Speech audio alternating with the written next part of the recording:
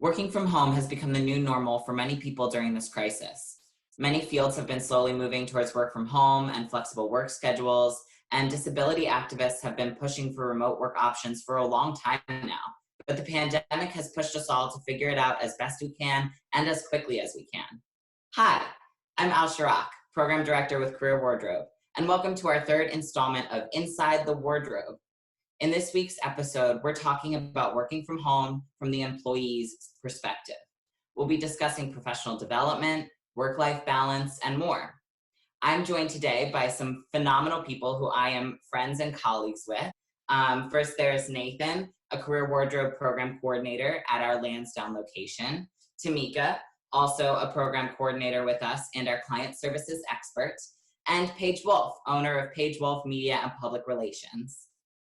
In a matter of days, all of Career Wardrobe's full-time staff had to figure out how to work remotely. And I have to say, I am consistently impressed with how well our staff has adapted. Both Nathan and Tameka have really figured out how to work from home incredibly well. Nathan, you're typically working in our resale store, but you shifted into working from home really quickly. Can you tell us a little bit about how you've been organizing your days now that you're working from home? I think that the big challenge when this all started, working from home, was adjusting from an environment where I was constantly on my feet and interacting, and now to a home where I'm in front of a computer for most of the day. So that was a huge, huge, huge difference. So the first thing that was really hard to do, and I had to really get used to, was adjusting my hours and making sure that I followed like a pattern every single day. It's not the same pattern as I would have when I was going into the store because I don't have any commute. I have to walk from the bedroom to the living room, and it takes about 10 seconds. So it was adjusting my hours. That was the first thing to do. And I've done that pretty well. I wake up at the same general time. I start work same general time and same general time. As far as the activities go during the day and the work that I do during the day, it was interesting to get used to working from a computer. As I said, I know how to use a computer very well, but it's not my typical workplace.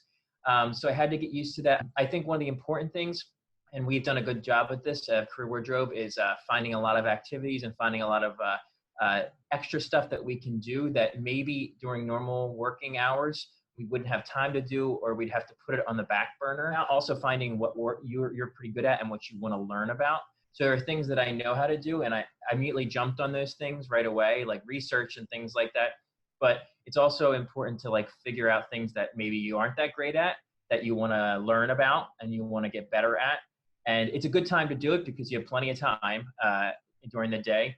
I think one of the things that really helps in terms of adjusting to working from home is spacing out your activities. So I still find it very difficult to sit in front of a computer for long periods of time. So I work for, a certain amount of time, and then I get up and do something in the house. So, it's make the bed or cook the breakfast or take the laundry out. So it gives me gaps where I'm not sitting down the entire time. And that makes me feel a little bit like more active. I also noticed, since we have daily meetings, that Nathan always talks about going on a walk. Nate, what is the best loop that you have? Do you have a favorite walk that you go on in the middle of the day? The part of West Philly that is just south of me is like Garden Central. So there's just, everybody takes care of their plants. They're like you, Al. They take care of their plants and they have these great front yards. I think it's really important in this time period to get outside. It's been good for me. Obviously you want to be very careful and follow precautions, but it is good to like get exercise and to get outside because even the best apartment or best house can seem a little bit claustrophobic after a while. Nate, you also mentioned using some of this time to do professional development and to learn new things. So I think that's a really great segue over to Tameka. And I think it's important to let our listeners know that Tameka usually works in our retail store with our client services and now is just doing all this computer work. She's in our database all the time. I just took a break from it because I was so into it. I'm learning Salesforce. I didn't think that I would be interested in this because I'm not good at, sitting on a computer, but I actually have to start timing myself because I can get lost in there. And then I'll do test after test. So I have to put an alarm like, okay, I'm going to work on this for maybe an hour or two, and then I'm going to take a break, and then I have to move around. So that's been working for me, learning Salesforce, and I have been enjoying it a lot. And I really miss working with the clients. That's my passion. So I was so happy when we got to do the virtual consultant, and I see some of my clients, and I'm getting requested a lot. So I really enjoy doing that. I still keep my same schedule. I was working at the Career Wardrobe. So I still get up at 6 in the morning. I still follow my same schedule because I don't want to get lazy. I don't want to fall back, and I don't want to slack on anything. Since I've been working from home, I have so many tasks. I have taken on about 4 times the work I would do especially with my daughter and being home and us just getting out every day. I go for a walk every day for about 15 minutes, just to, get some air and just to move around. I cannot sit in one spot forever. So I time myself on everything that I do. So that's, that keeps me focused and it keeps me moving. And I think it's interesting that, Nate, you have completely changed your schedule from what you usually do. And Tameka, you are now kind of trying to keep your schedule. Well, both of you said that making sure that you kind of time yourself and keep track of your time is important. So I think that's interesting, even though you two do it kind of differently. So Paige, I know that you work remotely even before all of this happened. So as a more experienced remote worker, do you have any tips on how we should be organizing our days? So it's interesting. I've been working from home for the vast majority of my career. However, I'm used to working from home alone, not with my husband also working from home and my children being home and with different kinds of work and tasks and video calls. So it's an adjustment, but certainly not the kind of adjustment that other people are experiencing. I have always been a great multitasker. I'm a person who can sort of get dinner started while I'm on a conference call, while I'm checking my kids' homework, which is coming in handy now for sure. But there's certainly chunks of the day where I have to carve out for complete focus and complete privacy, such as now, right? Like I sort of had to lock the door and say, I'm on a video conference call. This is my time. Now, I'm fortunate that I do have a partner that lives with me that where we can sort of the night before say, okay, well, what's your schedule tomorrow? What do the kids have on tap tomorrow? How do we make this work so that, and honestly, if we both have calls at the same time and that sort of babysitter needs to be screens, that's okay. One of the most important things that I've read and tried to think about is we're not just sort of switching to remote work and working remotely. We're trying to work remotely during a pandemic, right? So we have to offer ourselves and our colleagues and our employees some grace right now, because it's not easy for anyone, no matter their circumstances. So allowing for that flexibility as much as we can. And I agree with you. I mean, we're all just trying our darn best over here. We're all trying to figure out how to make it work in this pretty scary time. And I think that leads really well into our next question, because I know all 3 of you relatively personally. We've worked together before. And I can tell anyone who's listening that all 3 people here are really personable. They're really extroverted. They're very good with people. And so I'm especially interested in how the 3 of you are working in isolation, how you're doing when you can't see and interact with as many people as you usually do. And what are you finding that is helpful in this time? I have some beautiful plants. I'm learning how to garden. I've been playing my guitar. I've been taking guitar lessons. I'm getting pretty good at that. I'm learning how to repaint furniture. I'm still helping people on my own time. So I have a busy day. So It sounds like it. Yeah, but the plant thing, I'm really interested. I really became a hobby, like my number 1 hobby now. The plant thing is real. Oh my God, the plant thing. Like I've always liked a little bit of gardening. I have so many plants, it's like a problem. I got involved in the Philly Plant Exchange group. I started buying plants online. I love that group. I'm also in that group.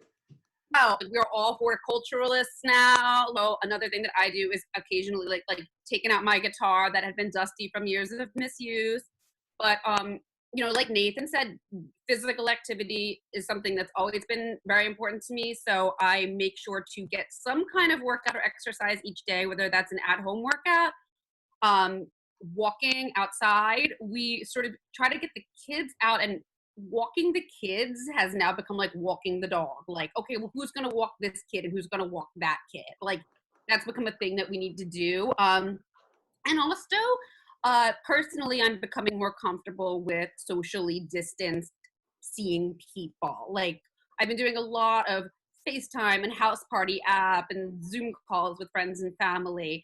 But, you know, we started doing a little bit of like, okay, well, where is this a relatively isolated area where we can meet up with masks and talk from a distance? And in urban areas, it's harder for sure.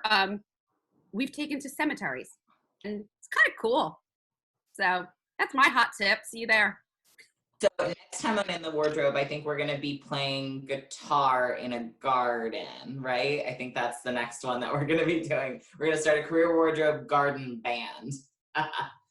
Nate, how are you doing? How are you faring in social isolation? What are you finding helps? Tell us more. Well, I'd say like at the beginning, I didn't really notice the lack of like social interaction as much. And then maybe a couple weeks after it had started, I talked to a friend. We saw each other in Rittenhouse Square, and we talked, about 10 feet apart. And afterwards, it felt like the best interaction I'd ever had in my entire life. And we weren't even close friends. We were just like sort of acquaintances. And it made me realize like how important those social interactions are.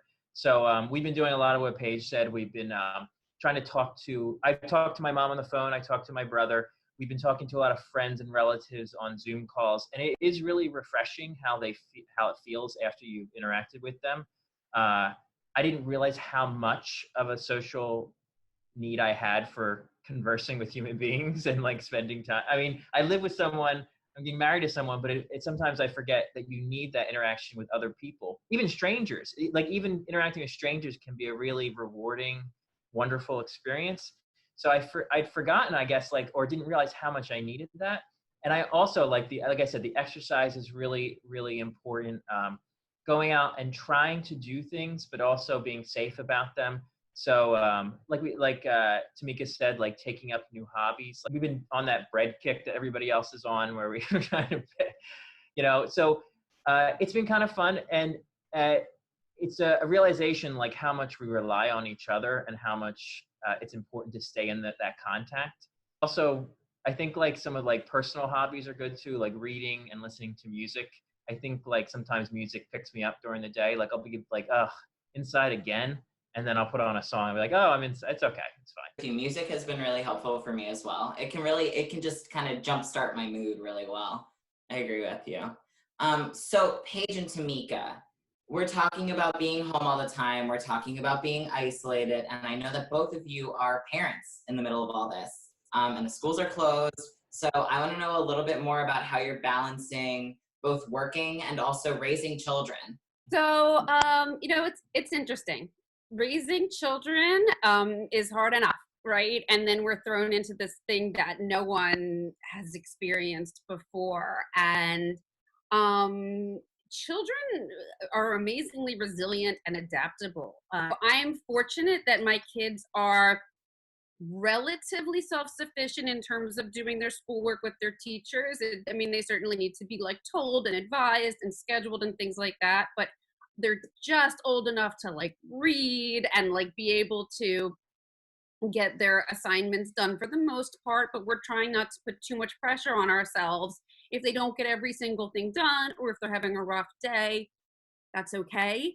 Trying to make sure that they stay connected with their friends through whatever kind of text, FaceTime, social media, video games, and trying to get them out into the world for occasional socially distancing to see a friend or a familiar face. But, it's certainly hard. Again, like I'm fortunate to live with a partner who's working from home so that we can share the childcare. Not everyone has that or access to any help or assistance right now. So I definitely consider myself fortunate in that. In terms of work, the way we need to sort of give ourselves grace right now, we certainly need to do that with parenting. I'm you know, everyone's kids are on screens more than we ever imagined, and, you know, are not necessarily eating 3 square meals a day, and sort of forcing them to grow up really quick. Like, hey, I can't make you lunch right now. Figure it out. Pour yourself a bowl of cereal. So that's kind of where I am. Now, Tameka, I know that your experience is a little bit different from Paige's. So can you talk a little bit more about that? Yeah, so I'm a single mom at home and my daughter is 12. At first it was kind of hard trying to get her up on a computer and stuff, but now we're just rolling. Thank God for Google Classroom. My daughter's actually doing good. Our relationship has gotten better. We're like best friends now. She can make her own cereal. She can, now I don't have to tell her to get up and get on her class, her class Google. I do check her work at 3:00. We go over everything. I make sure that, all her assignments are done, but she's pretty much, self-sufficient. She'll get up. Sometimes I have to, okay, it's time to get up. Sometimes I could be sitting here, and if we on the meeting, you'll see me like, she'll be sitting here doing her work. So it's like, it's first it was hard because I'm like, okay, I have to make a schedule. I have to do this. So once I made the schedule, once we had a talk and got on agreement, everything is working out good. So it's not as hard, and she takes the pressure off of me because, she gets up and she does it on her own. So everything is working out good. She has her friends. Thank God for FaceTime. She can play games on her phone with her friends, which is important. So I'm just trying to not make it boring for her. So it can be, it could be exciting, but it's a challenge. I'm just ready to go back to work. Yeah, I think everyone is. And I know that the last in the wardrobe, a lot of the supervisors were talking about, making sure that we give all of our staff time flexibility, making sure that, we don't know what everybody's doing at home, making sure that they're able to flex their hours as much as they can. And Tameka, I think you're a really great example of that, in that when do you usually log on to work? 7 a.m. because I want to get off at 3. So, me and her can sit at the table and go over some things. And she always asks me, well, Mom, what did you do today? So I think that's really interesting that we sit here and we get to eat dinner and conversate about, our work. Cool. Thanks for sharing that, y'all. Thank you to all of our panelists for sharing their work from home experience with us. On the next Inside the Wardrobe, we'll show you how to carefully create a professional image. Be sure to like this video and subscribe to see all of our future episodes, and follow us at Career Wardrobe on Facebook, Instagram, LinkedIn, Twitter for the latest updates on our programs and services. We'll see you next time at Inside the Wardrobe.